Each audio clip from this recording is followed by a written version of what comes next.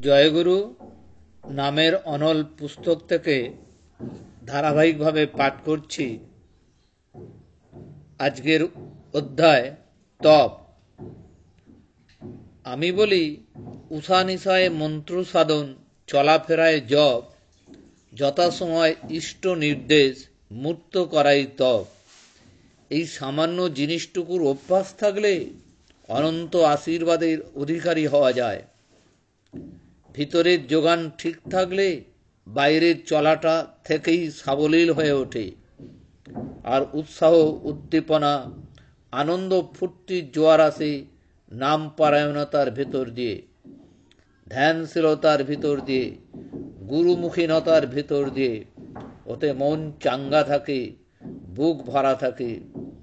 কাজের মধ্যে একটা নেশার আমেজ লেগেই থাকে।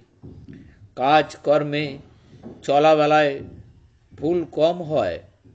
কবিরাজ মহাশয় যেমন মানুষকে ওষুধ দেন, নামও তেমনি আমার দেওয়া ওষুধ।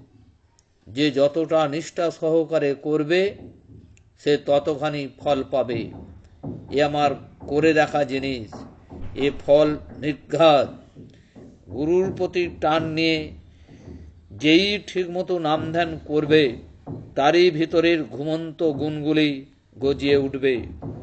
নাম ধ্যানের সঙ্গে সঙ্গে চাই এন্তার কাজ, নইলে মানুষ নিথর হয়ে পড়ে।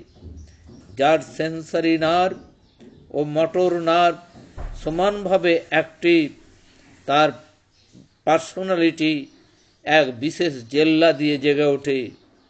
মানুষের মধ্যে তার ইনফ্লুয়েন্স, প্রভাব ছড়িয়ে পড়তে বাধ্য। তবে সবটার মূলে চাই শ্রেয় নিষ্ঠা। জয় গুরু।